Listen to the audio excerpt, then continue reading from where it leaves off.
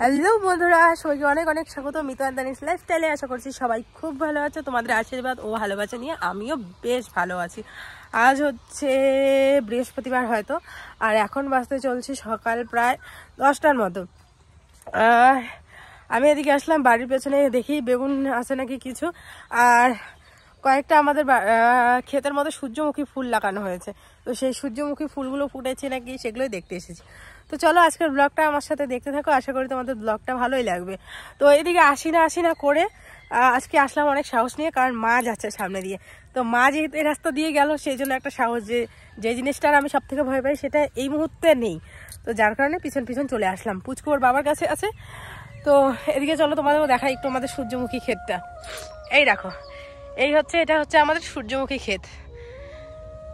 সূর্যমুখী যে ফুলগুলো, সেই সূর্যমুখী ফুল। তো ওই দিকের ওই সাইডের গুলো বড় বড় হয়েছে গাছগুলো, এই যে এই সাইডের গুলো, এগুলো এখনো ছোট ছোট, কারণ কি এই জায়গাটাতে জলও কম পাইছে আর সারও কম পাইছে। তো যাই হোক, পরে কয়দিন বাবাকে আর কি সার আনার পয়সা দিয়েছিলাম, তো বাবা সার নিয়ে আসছে। দেখো ফুল এখনো ফোটেনি। চলো ওই পাশটা দেখে আসি যে ওগুলোতে কলি এসেছে কিনা। আর এটার মধ্যে এই যে মিষ্টি কুমড়া গাড়া হয়েছে, এই পুরোটাতে মিষ্টি কুমড়া গাড়া হয়েছে মিষ্টি কুমড়া করার জন্য। এই যে মিষ্টি কুমড়া।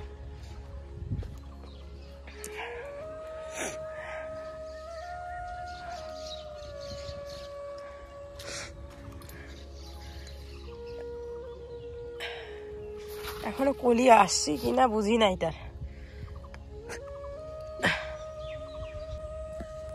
বাবা বলে সূর্যমুখীর তেলের নাকি অনেক দাম, খুব খাঁটিও হয়, মানে খাঁটি তেল। তো বাবা আর কি বানাবে। আমি কতদিন ধরে বলি যে কচুর ডাঁড়া খাবো, সেটা আনে না। শাক শাক শাক ভালোবাসার জন্য শাক, আর আমি যে বলি কচুর ডাঁড়া আনতে, সেটা আনে না। শুকনো মাছ দিয়ে নিয়ে এসো গিয়ে।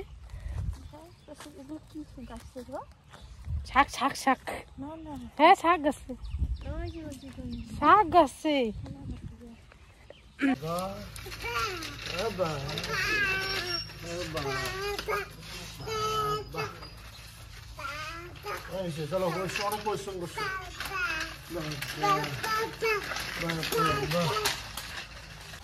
চল দেখি ক্ষমতা। ওই একাই এরকম করতেছে না। এই দেখো, তুলো তোলো তোলো বাবা তোলো। হ্যাঁ হ্যাঁ, ওরে বাবা।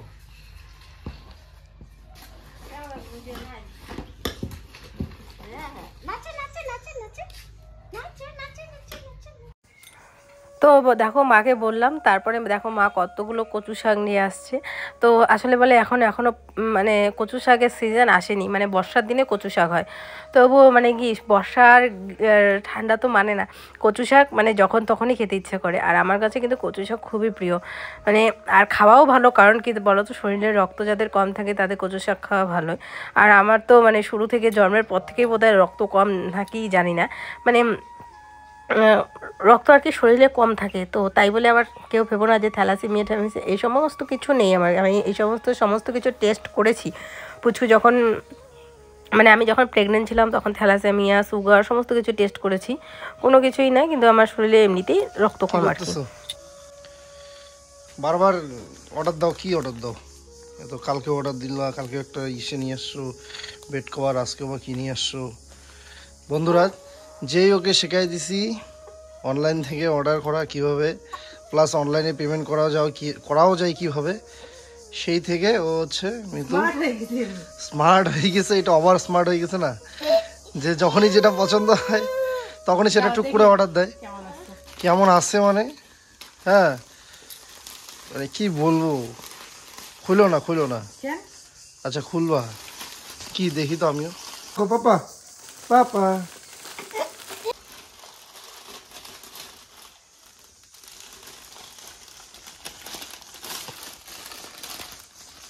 এই দেখো আবার একটা বেড কভার মনে হইতেছে। তাই কি অর্ডার দিছো, কি আসছে? ওইটাই আসছে। হ্যাঁ না, শিখাইতে হবে না।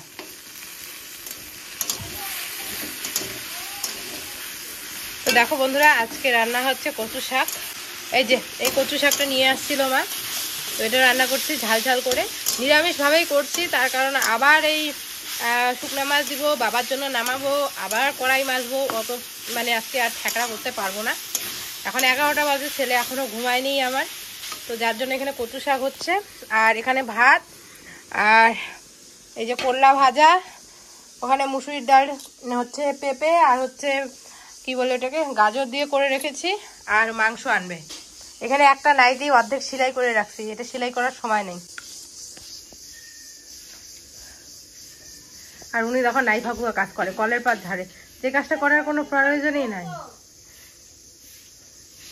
আমি বলতেছি যে দুইটা ইসে আছে, ধুয়ে দিয়ে ইসে করো, কি জানি কয়, ধুয়ে দিয়ে বাচ্চাটাকে নাও।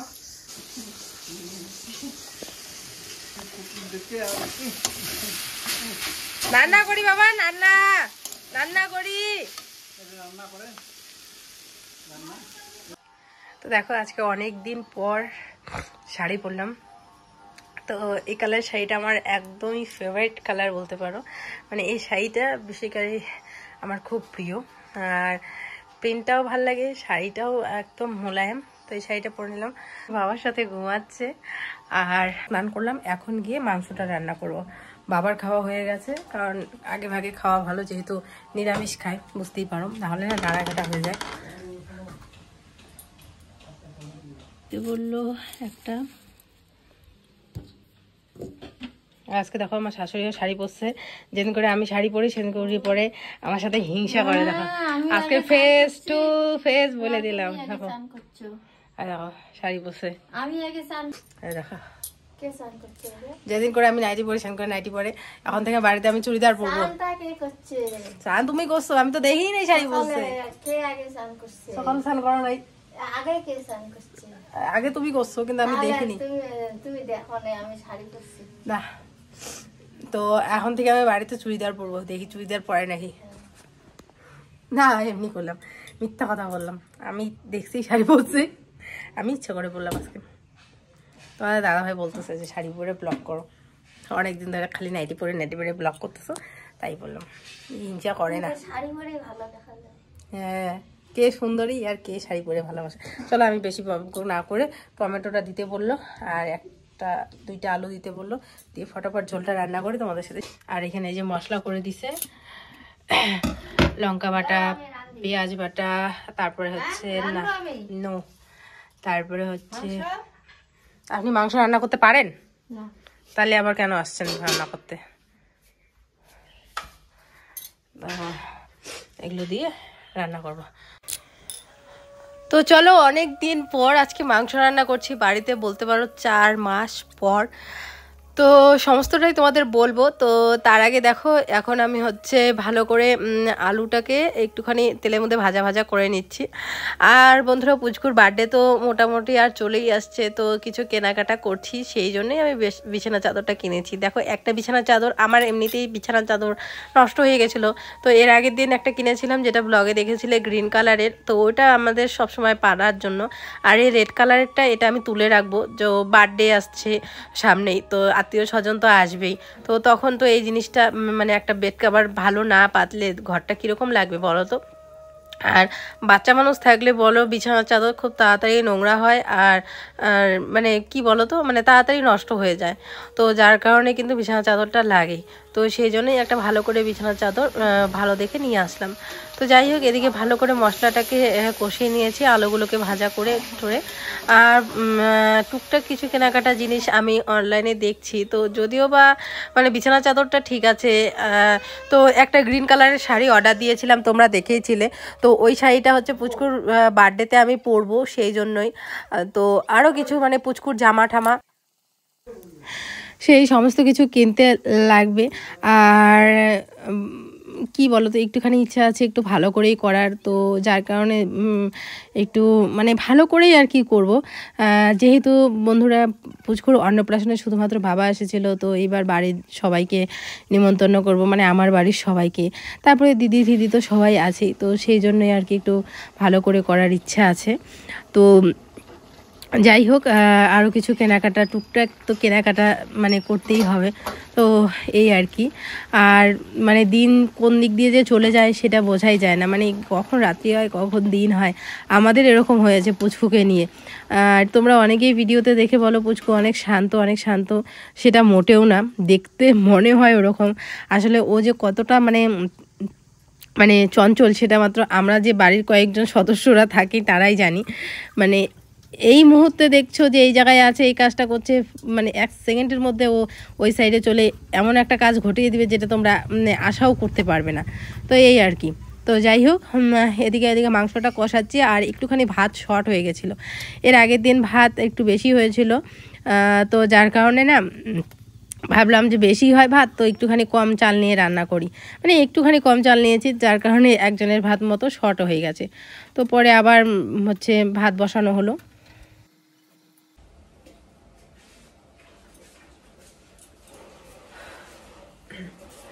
রান্না প্রায় হয়ে এসছে বন্ধুরা, আর ভাত বসালাম একটুখানি, আর হচ্ছে মাংসটা। তো আসলে আজকে আমি চাল কম নিয়েছি, প্রতিদিনে ভাত বাঁচে তো বাবা বলে মা বলে যে একটু চাল কম নিই। তো আজকে দেখো চাল একটু কম নিয়েছি, আজকে শর্ট পড়ছে। তো একজনের ভাত হয়ে যাবে, তো তোমার দাদাভাই খাবেন, আর হচ্ছে বাবা খাওয়া শেষ, তোমার দাদাভাই আর মার হবে, আর একজনের ভাত কম পড়বে।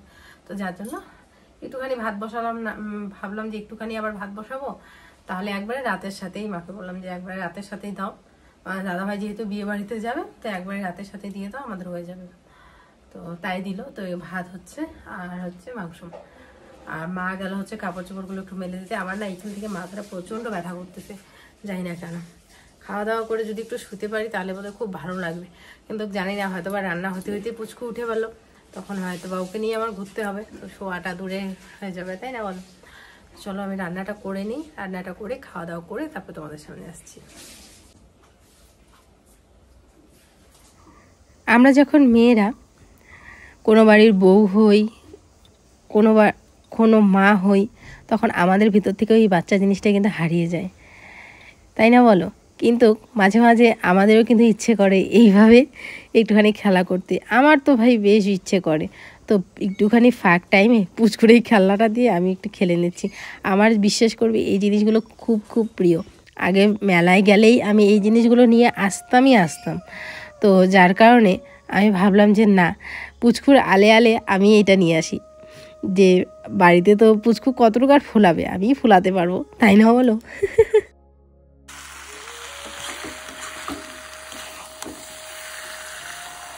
আর এদিকে দেখো মাংস কষাচ্ছি, আর একটা বিড়াল চলে এসেছে, বিশাল বড় একটা বিড়াল এসেছে, দাঁড়াও তোমাদের দেখাচ্ছি।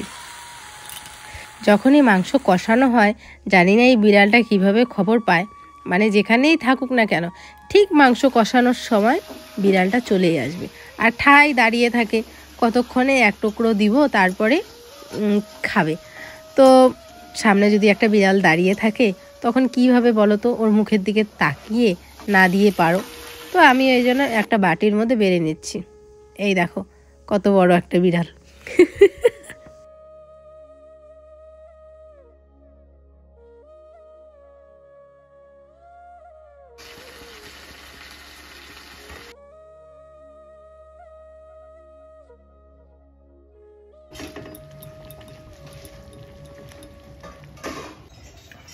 দারুণ হয়েছে।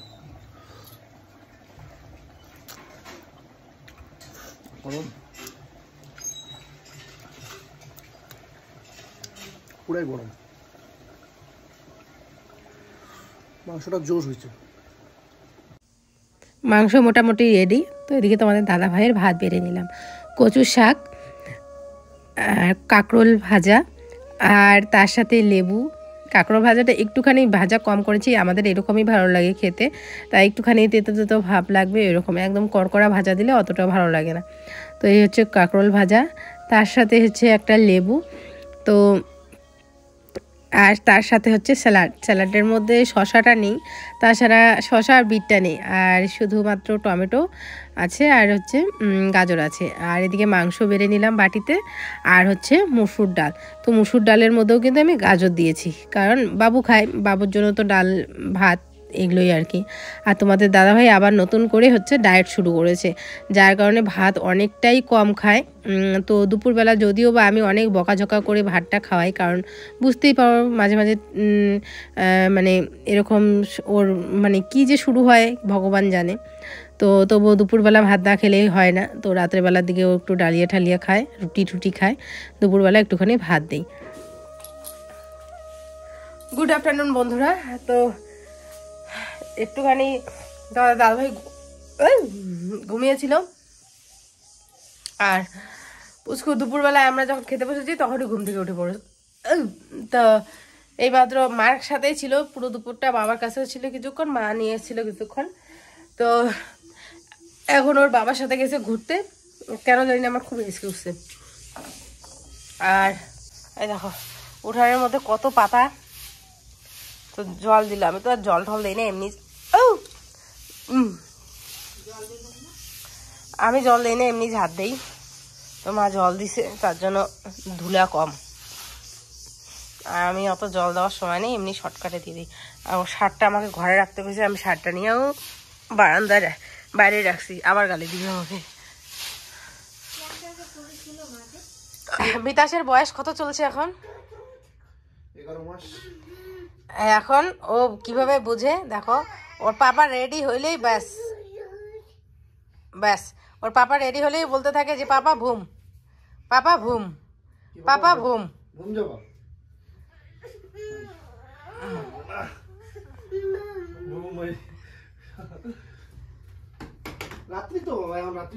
ওর পাপা যাবে হচ্ছে একটা বিয়ে বাড়িতে, রেডি হয়েছে, ব্যাস ও শুরু হয়ে গেছে পাপা ঘুম।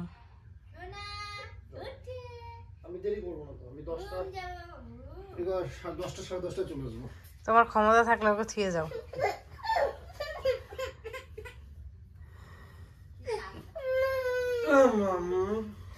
কালকে রাত তো এরকম করছে, পরে ওকে ঘুম পাড়াতে ওর বাবা গেছে।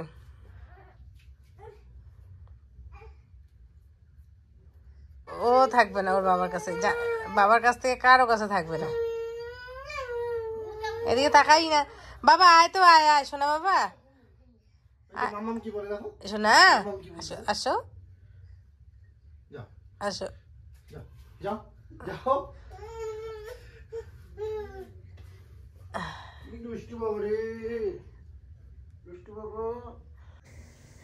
এদিকে দেখো রাত্রেবেলায় আমরা একটু ফেসিয়াল করছি, রাত্রেবেলার দিকে একদম কাজ টাজ সমস্ত কিছু ফ্রি থাকে, তো যার কারণে হচ্ছে আমি একটু লাগাচ্ছি। তো মাকে বললাম যে তুমিও একটু লাগাও, লাগাবে না বলতেই আছে যে আমি লাগাবো না লাগাবো না, আমি জোর করলাম যে না লাগাও লাগাও লাগাও লাগাও, অনেকবার 5-6 বার বলার পরে এই যে উনি এখন লাগাচ্ছে। তো যাই হোক, তারপরে আমি একটু পায়ে পেডিকিওরও করলাম, মানে বাড়িতেই নিজের মতো করে পেডিকিওর করলাম, একটুখানি ফেসিয়াল করে তারপরে হচ্ছে খাওয়া দাওয়া করবো। আর আজকে আমাদের রাত্রেবেলা হচ্ছে রুটি। তোমার দাদাভাই বিয়ে বাড়িতে গেছে, আসতে অনেকটাই লেট হবে, তো এই আর কি। তো এই দেখো আমি একটু ভিডিওতে তুলেছি এই জন্য মা রাগ হয়ে গেছে, মানে রাগ না লজ্জা পেয়েছে, কাকি চি চি মানুষ কি বলবে, আমি কে কি বলবে, আজকাল সবাই এরকম করে। দেখো দরজা বন্ধ করে দিয়েছে। চলো বন্ধুরা আজকের মতো টাটা।